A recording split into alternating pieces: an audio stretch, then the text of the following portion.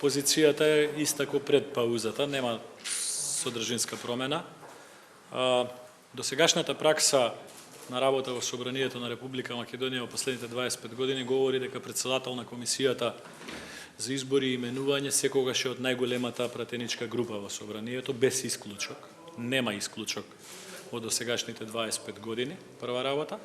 Втора работа, бројот на пратеници, членови во комисиите не е милост или добродател на една партија спрема друга, туку е одлука на граѓаните, врз база на екзактна математика, на прецизни бројки. Значи, соодносот 6-5-1-1 не е заради задоволството на СДСМ да покаже гест, туку е последица на изборните резултати од 11 декември минатата година. Така да, соодносот нити беше, нити може да биде предмет на разговор, заради тоа што тој е екзактен и се применува наназад со години. Исто така, председателското место во Комисијата за избори и именување секогаш без исклучок припаѓа на најголемата пратеничка група. Ние сме спремни, ако има договор, уште утре да ги тераме следните постапки и следните процедури во работата на Собранието. Толку изјавата, ако има само... Сега имаме прецедент кога најголемата пратеничка група е во мнозинство парламентарно, бидејќи има ново мнозинство. Како ќе го решите проблемот? Значи, тоа е се уште нели хипотетичка ситуација, но ако обстојат на одлуката да формираат некакво мнозинство или некаква влада, другите партии без учество на најголемата пратеничка група во Собранието треба да бидат свесни дека таквата постапка ќе носи со себе и политички и формално правни последици кои што се различни од досегашното функционирање на Собранието.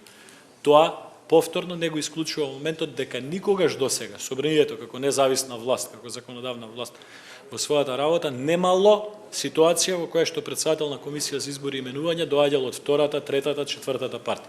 Тоа се случувало за председател на Собрание, но никогаш не се случувало за председател на оваа, би рекол, можеби и најзначајна комисија во работата на Собранието. Прерано е за тоа, би оставил да го коментираме после средбата. Да се задржиме на оваа тема, извинете, но така и најавив.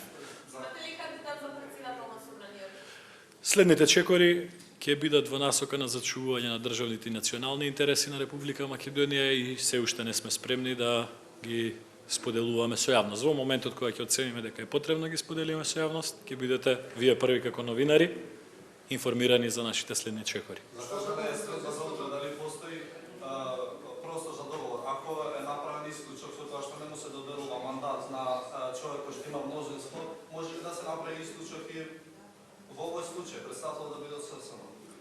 Не е исклучок нити едното, нити другото, заради тоа што и јас и вие сме помлади, но има момент некаде 90-тите години кога не е даден мандат на четворица кандидати за мандатор од страна на првиот председател на Република Македонија, така да ова не е исклучок. Ова е веќе востановена пракса, но да не навлегуваме теоретски во таа работа. Јас пак ќе потенцирам дека председател на Комисија за прашање, избори и именување секогаш, без исклучок, го имала најголемата политичка група во парламентот. Има парламенти во светот кај што сите председатели на работни тела се на власта, но тоа никогаш не било пракса во Република Македонија. Ние и минатиот мандат, и предминатиот, и 2002 и 1998 секогаш сме имале ситуација во која што имало председатели на комисии од опозиција, но секогаш председател на оваа комисија била од најголемата пратеничка група. Зошто се сомневате во парламентарното мнозинство? 67-те подписи не се доказ? 67-те подписи според она јас што видов се за свикување на седница. Оваа работа за која што дискутираме денеска повторно никогаш во историјата не се терала на сила, туку секогаш соодносите кои што се математички, но и распоредот на председатели на комисии, кои што се усогласувале, секогаш биле врз база на усогласен став на сите пратенички групи. Дали тоа ќе биде здравство комисија, дали тоа ќе биде економија, дали ќе биде транспорт и врски и така натака, секогаш било усогласено и ние стоиме на располагање коректно и конструктивно да се усогласиме. Доколку некој мисли дека треба со сила на надгласување, ќе се ги сноси сите последици за понатамошните чекови.